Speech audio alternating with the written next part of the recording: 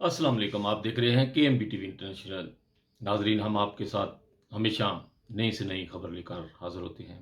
آج کا ہمارا ایپیسوڈ ہے کہ جرمنی سے جو ان دنوں میں لوگوں کو جو رپورٹ کیا گیا ہے جرمنی سے، وہ 80 کے قریب پاکستانی ہیں، اور باقی جو ملکوں کے لوگ ہیں ان کا ابھی تک مجھے اندازہ نہیں ہے، لیکن پاکستانی جو ہیں وہ 80 کے قریب لوگوں کو جو ہے وہ رپورٹ کیا گیا ہے۔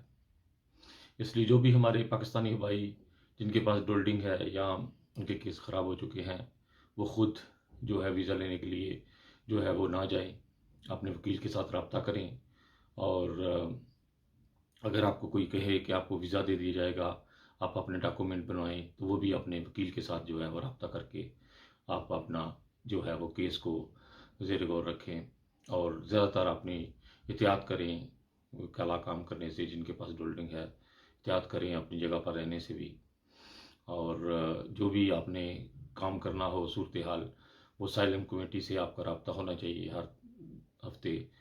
اور اس کے علاوہ جو ہے آپ اکیلے جو ہے ویزا لینے کے لیے نہ جائیں، آپ کو کسی اپنے ساتھی کو اطلاع کر کے، یا کوئی ایسے ساتھ آدمی کو جو اچھی جرمن جانتا ہو اس کو ساتھ لے کر جائیں، اور اپنا بہت خیال رکھیں، اور اپنے آپ کو بدلنے کی کوشش کریں۔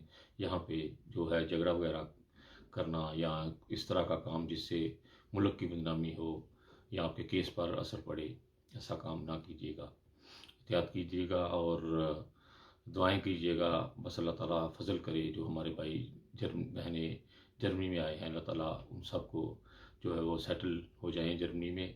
ہماری دعائیں ان کے ساتھ ہیں۔ اسی کے ساتھ خالد بٹی آپ سے اجازت چاہتا ہے، اور یہی تھی میری خبر کہ 80 کے قریب جو ہے وہ لوگوں کو رپورٹ کیا گیا ہے۔ تو جو لوگ جن کے پاس بلڈنگ ہے وہ پلیز تھوڑی احتیاط کریں۔ اوکے جی، خدا حافظ۔ انسانیت زندہ باد۔